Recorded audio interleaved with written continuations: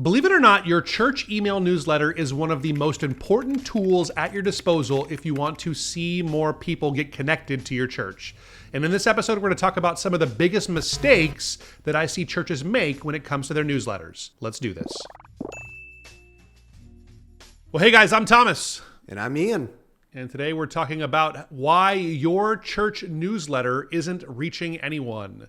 I think this is an important conversation. I'm going to get this out of the way here first. Yeah. When we do church newsletter content or email content in general, it is some of our least viewed content. And if we were smart marketers, we'd probably stop doing this altogether. But I have to say that, I think it's just important enough that I'm willing to be the voice crying in the wilderness, saying, "Get serious about your church email newsletter." It really is something that is so important that you continue to do, and you do it well, and you don't ignore it. It is the wicked stepchild of so many churches where it's just kind of out of sight, out of mind. We've been doing it the same way for 20 years. Nothing's changed, and my goodness, it is an enormous opportunity. So if you've made it this far, you clicked on the title and you're one of the chosen few that's interested in church newsletter content, I want to congratulate you. You're on to something. Your instincts are right. This is something that I think is as important as all the other things we talk about. I think there's a bigger opportunity here for churches than on social media in some cases. We talk all the time about YouTube and opportunities to use the Google Grant. I mean, email newsletters, although not sexy, we're fully aware of this, are super important. So what say you, Ian? No, I think you mentioned that, and not sexy, and also maybe forgotten or kind of in some ways left behind. Churches may have fallen into the trap of that they're not relevant anymore because we have all sorts of other messaging and outlets now. We have, of course, social media. We have, of course, there's so many texting systems and those things that churches are using. So I can see how the old church newsletter, if it's looked at that way, gets abandoned. But you're right, still very effective. And so this should be helpful and a good refresher, or maybe help churches refresh their newsletters. So, yeah, I hope so. Yeah. Okay. So let me give a little bit of context as to why I think it's so important. Is that we've come so far, if you're like most churches, you've probably been doing some kind of an email newsletter for literally 20 years. My first ministry assignment was in 2003. I guess my first vocational one where I actually worked at the church, and I graduated from Bible college 2003, and we were already sending an email newsletter back then, and most churches probably were. And I feel like we haven't actually grown in this area in a lot of churches. We're sending the same email newsletter that we sent 22 years ago in this particular case. And the reason why it's so important is because email is still that one channel that everybody still looks at.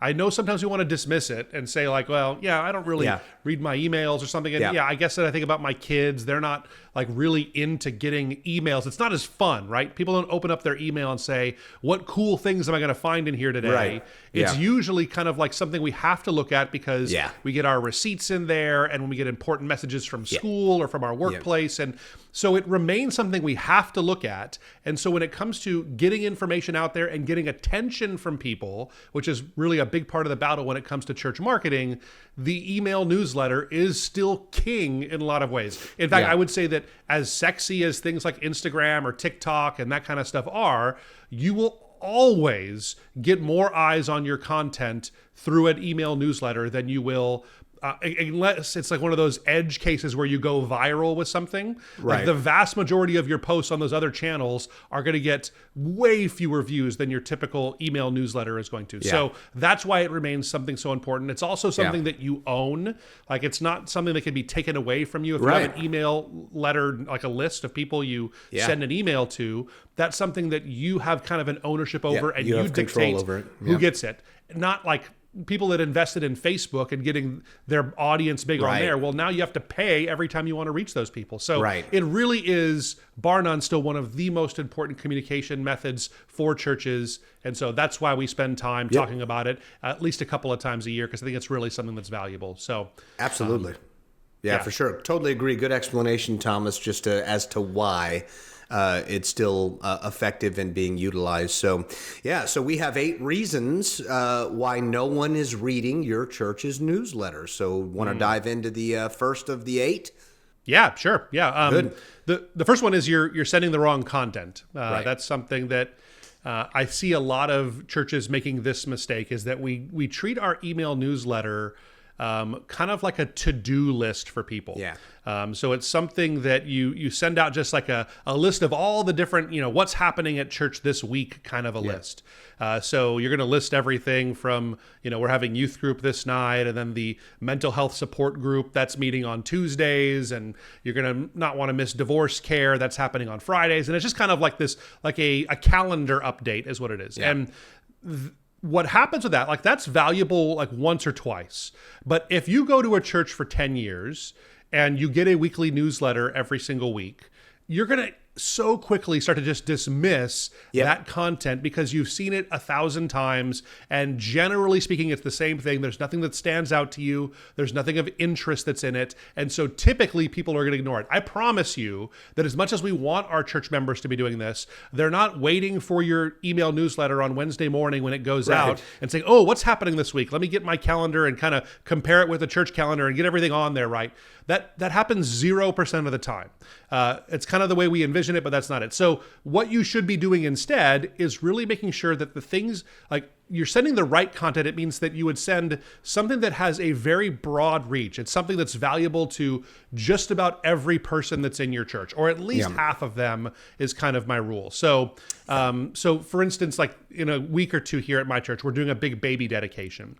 That's something that's important for us to get out there and let people know about, but it's not something that meets the standard of our email newsletter, because what percentage of our church is going to be someone that is affected or needs to sign up for a baby dedication? You know, maybe 2% of our church had a baby in the last year or so, and we're doing a baby dedication for them. So that's something we kind of rule out. Instead, you want to target the information for things that are like big events that affect large groups of your people. So for us, we like, maybe you're wondering, well, our men aren't quite half of our church. Right. So can I do a men's event? I say yes, because that affects more than half of your church. If, if it's usually wives a lot of times that will elbow husbands and say, hey, you're going to go to this, this men's night that's coming up. So those kinds of events, big Easter events and Christmas holiday events, and all of those things are the kind of things you want to be putting in there.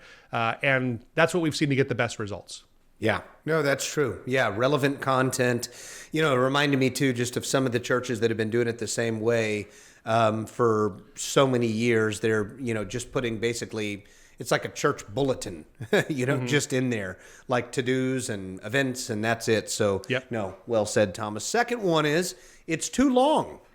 Yeah. So keep it short. Yeah. Absolutely. So this is my specialty, as you know, Ian, keeping things nice and short and not going long, right? I think our listeners know your sarcasm there. Yes. So no, I can be verbose sometimes. It's true. Typical pastor. Yeah. When it comes to your email newsletter, we do one here at REACHRIGHT. We do one at my church that I'm an executive pastor at. My target is 100 to 150 words. That's good. So that's kind of the sweet spot we found.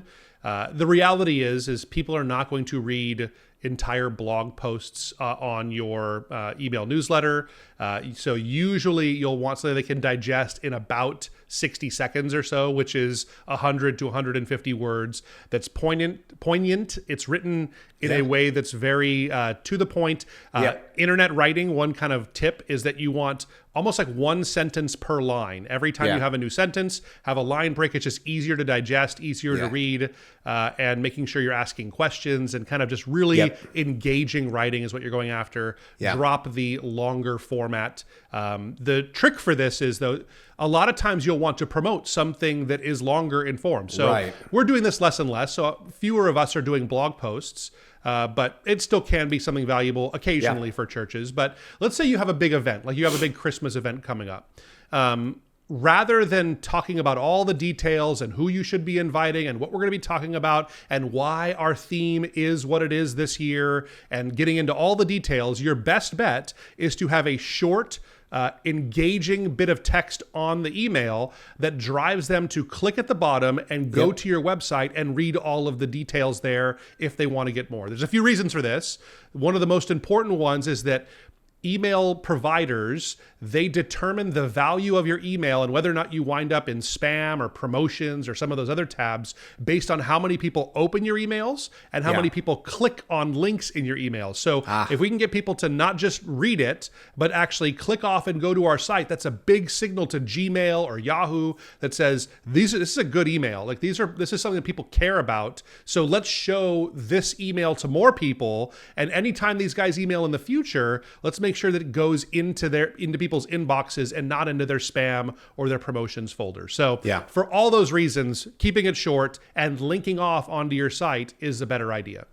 Yeah, exactly. Linking off. And then other than that, just attention span with email. Like you said, some people, they feel like they have to go to their email and they clean certain things out. So the more short and engaging you are, the better. So good points there, Thomas. So this next one we've covered a lot and we talk about it, still very relevant, is your subject lines boring? Dude, yeah. Super, super important. This is probably the most important thing. This one, or then the very last one, I think is really important too. So I don't want to undersell that other one. But this is something that I think that I just see missed all the time to this day. I'm on lots of different church email newsletters just because I get involved with churches and I wind up on them for a variety of reasons. But so many of them still just say like message from Pastor John or here's the worst. First Baptist update January 5, 2026 or whatever, right? That's what they'll say. Like that's the subject line. Boring. That is a clear way to like get people to not open it. And again, anytime you send an email that's unopened, that's a signal to email providers that this is not an engaging email. These people might be spamming. So next time, put this right into the spam folder or put this into the promotions folder because this isn't an actual personal email going to somebody. Yeah. So you want to avoid that.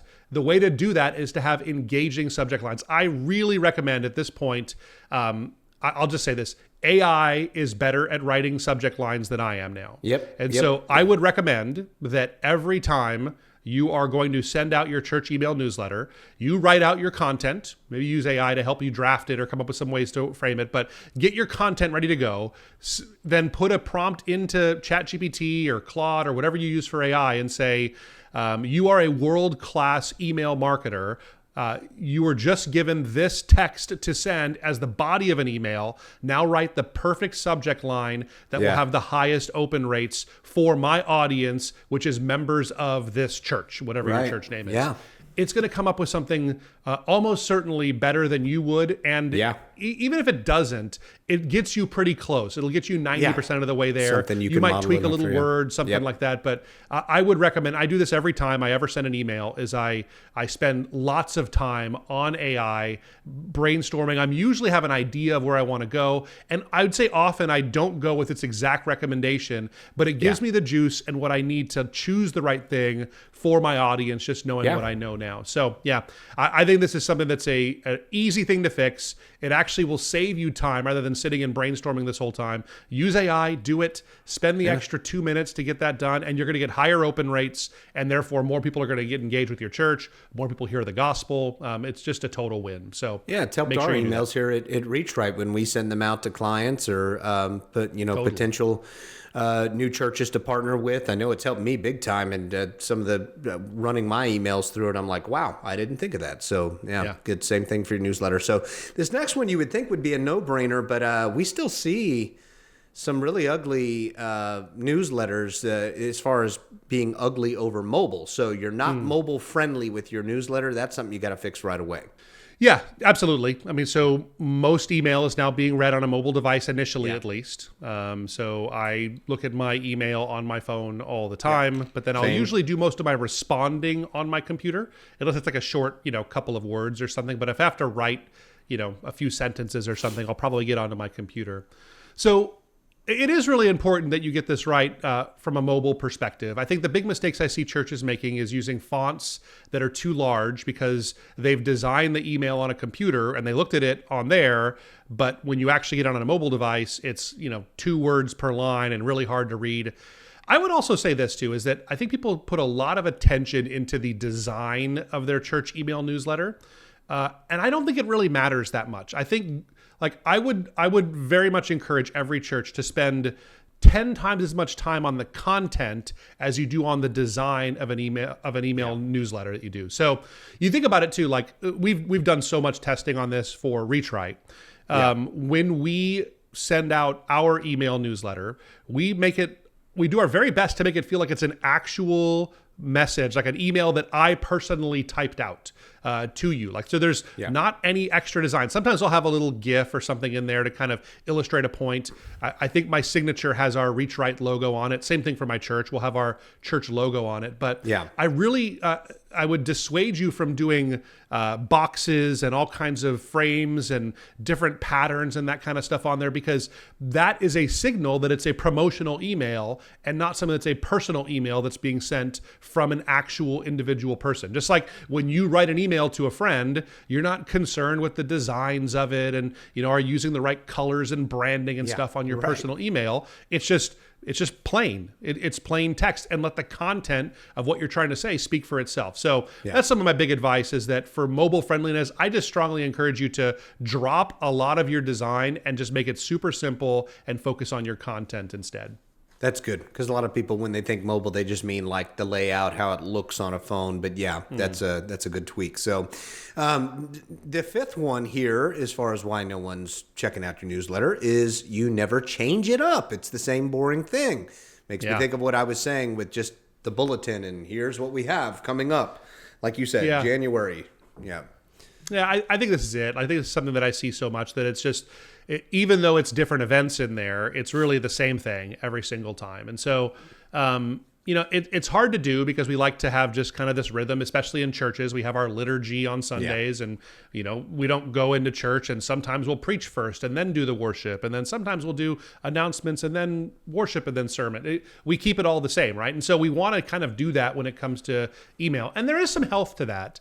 Like I wouldn't recommend that you are doing totally different color palettes. Like, again, I'm against them in general, but using totally unique, unproven strategies all the time. But I just think that your best bet is to focus on the actual copywriting that you're putting into your email there and lean into that really heavily, and then make it about different things, make it about different parts of faith. I really encourage churches to do more spiritual development newsletters as opposed to update letters. So, a pastor sharing what God is showing him this week and why it might matter to his church will always be more valuable, I think, than consistently posting your church's schedule. So take the time to do that and make it different every week. Really hear from the Lord about what does he want to say to our church, and get that kind of content out to people. That will always be more open than just a general kind of a status update on what's happening. That's right, because people get used to that, but if it's something that's creative and new, it's going to catch their eye a little bit more to check it out. So that's good. Next one of our favorite things that we always recommend in a lot of stuff, online marketing and communication, is using clear calls to action. So if you're not doing that in your newsletter, then obviously you're missing out. So asking people to do something from your newsletter. So Yeah. So a couple of things to say. I think you make a good point here. And if you're not asking someone to do something as a result of sending the email, you didn't need to send the email. That doesn't need to happen. Just like when I personally send an email to you, or I know we use more Slack in the office here with stuff, but for that. But when I send an email to someone, I expect some kind of a response. It necessitates them to say something or reply. And so many times we make this mistake of just content dumping on people, information dumping on our church, instead of asking them to do something with it. Another tip is that sometimes you'll be tempted to say, hey, if you want to get involved with men's ministry, you can click here. If you want to sign up for baby baptism, click here. If you want to be baptized yourself, let's say baby baptism. We don't do that, but baby dedication, I think I said. So for our baby baptizing people, God bless you guys too. So maybe I said that for you. Sprinkling. Here's the point. Just one call to action per email. Only one. Maybe sometimes you'll have a link in the footer or in your signature or something like that, but just choose one. Emails should have one purpose that you're sending it for. So if you are making an appeal to sign up to be baptized, talk about what baptism means, or maybe you'll tell the story of in the book of Acts and Philip and the Ethiopian eunuch and what God's speaking to you about it. And then the call to action is, are you interested in being baptized? Click here to sign up. Just have one clear next step that they can take. Yeah.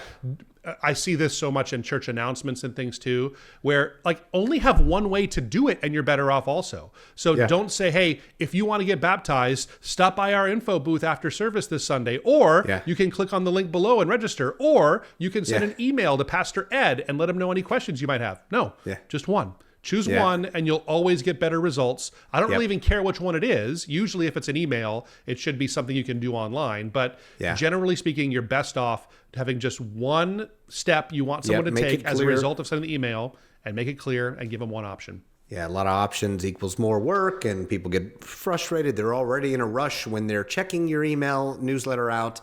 So yeah, absolutely, Thomas. So next one's a good one, I think. You're sending it to the wrong people. Yeah. Okay. This is good. The term in marketing is segmenting. And what this means is that you have different segments of your list that you send different emails to. So most of us, and I think this is what most churches do, is they have one giant church email list. And every single time you want to send an email, it goes out to the entire list. And it doesn't consider the fact that the vast majority of people a lot of times are not interested in every single update we might have at our church. Right. Instead, it's a best practice to build some different segments so that you send the right email to the right people. So for instance, obvious ones are things like parents of kids that are in children's ministry. If you have an update about something happening, that you're having a big kids performance, or the kids choir is singing this weekend, you may want to send that out to the whole church. That's something you can decide. But if you're going to send an update that says, hey, make sure kids are there at 8:30 to practice and be prepared, that does not need to go out to the whole church. Right. Because what happens is if people that don't need to see that email see it, they're less likely to open emails in the future. You're more likely to wind up in spam and all those things. So kids ministry, youth, men's ministry, women's ministry. So all of your major ministries, I'd recommend having a specific segment for each one of those. And I think a segment, we do one for newer people to our church. Right. Because we have certain steps we want them to take. So if they've been there under a year is kind of our limit. And then once they've met certain criteria, we'll take them off that list too. But inviting them to our Aloha lunch where we introduce them to the church, or our growth track where they take their first steps towards following Jesus, and just having lots of things that newer people would be interested in, having that on a specific list that goes out to those people. So the idea is segment your list, send the right emails to the right people, and you'll be better off. Yeah, that's it. Good stuff, man. And that's actually a good segue to the last one here, which you alluded to being probably one of the most important, is you're not purging your list. Okay, this is one of my favorite ones to talk about because it feels dirty when you do this. I'm going to tell you, I'll just tell you someone that I did it yesterday for REACHRIGHT. So we have a lot of people that come into our email lists. We have lots of people signing up for different things we offer. We have all kinds of free resources. And here's the reality is, while most people appreciate our emails, there's a fact that some don't. As much as I hate it, it's my words. The things that I say, people don't always like it, and it breaks my heart. And so that's what they tell me. It's what you said, Thomas. I'm kidding. Exactly. I would have worked with REACHRIGHT, but that Thomas, that's it. Yeah. So what you have to do is, on occasion, I would probably make this part of your, maybe at least once a quarter I would do this. We do this more like once a month here. Is I go in, or my marketing team goes in, we take a look at everybody that hasn't opened one of our emails in the last 3 months. And we go through that list, and then we delete it. We delete all of these emails and just say, you know what? They haven't opened 3 months. They haven't opened 13 emails in a row. We pray over them first, and then They haven't opened 13 of my emails in a row. Chances are they're probably just not that interested anymore in what we're saying. And as much as that pains me, because I think everything I say is gold, kid, but it hurts to do that. Now, here's the thing. For churches, it hurts even more to do it because you're going to see that list. I don't even recommend looking at it. But if you do the same thing and delete anybody that hasn't opened 13 emails in a row from your list, if you looked at that list of people, you'll see that person's like that guy's my friend. Like I really like that person, or that person definitely goes to our church still. Yeah. But the fact is, if they're not opening their emails, they're only hurting your deliverability, and they're not going to open any in the future if you are realistic about it. So you need to get in the habit of quarterly getting in there, taking your entire list, and almost every email provider, whether you use MailChimp or Constant Contact, we here use Zoho campaigns for it. It'll give you a tool that lets you locate all the emails that haven't opened anything in X amount of time. Maybe you decide maybe 6 months is right for you. You want to be really careful on things. And then you just go in and you have to hit that delete button. I'll tell you, the first time you do it, it feels like you're kicking people out of your church. Like you're excommunicating them or something, saying that they're not part of the list anymore. That's not what it is. It's just that they're not opening it. So you shouldn't send emails to people that don't want to read your emails. Right. And so you have to make that decision. I know it's hard, but take your medicine. It's good for you. And what it will do in the end, here's the big payoff, is that more people will get delivered your emails in the future, and therefore more people will read your emails, and I would argue more people will get engaged with your church, more people will hear the gospel if you have good list hygiene. So it's hard, but something you got to do. Yeah, and this is unrelated, but it made me think of this too. Don't add people that you don't want to be added to it. So I've been added to church email, church newsletters, just because I talk to, and even though it's great, we want to be in the loop. If they're not asking to be added, don't add them. For example, if someone comes and does a repair or maintenance at your house and you had their email, that doesn't mean they want to be on your church newsletter. Just a funny thing, side note. So, but anyway, it's kind of true. Yeah, I mean, I think that like there is some legal reasons for that too. Like I've never heard of an account of someone like a church getting sued or something like that for emailing someone who didn't request to be on the list. But there are legal requirements that you have to get an opt-in when we put someone on your email list. So, you should be following those kinds of things. But I just think practically, don't email people that don't want it, and you'll be better off. That's the bottom line. That's it. Good. I hope this is helpful. Ian, you have anything to add about church email? I just hope that, again, churches that maybe gave up on it, consider it again. And then also churches that where we've identified some of the areas you can improve on, refresh your newsletter. And definitely an effective thing. I follow my church's newsletter still. So, Do you open it? I do. Not all of them, but I do open them. So how do you know how often you get them? I a lot of times you won't know. I don't remember. Is it weekly once a or month, more than once? Typically, once a month or so. Yeah. That's how often it gets sent? It's just once a month at your church, you're saying? No. Oh, I'm sorry. I thought you meant how often I open them. No, weekly. Okay. So, They get weekly ones. Okay. Yeah. Guys, it's worth it. It's something that I think every church should still be doing. And I think you take a couple of these tips and implement them, and I think you'll make a pretty big difference, and you'll see more engagement in your church. So do it. I hope it's been helpful. Thanks for watching the Reach Right podcast. We'll see you next time. See you.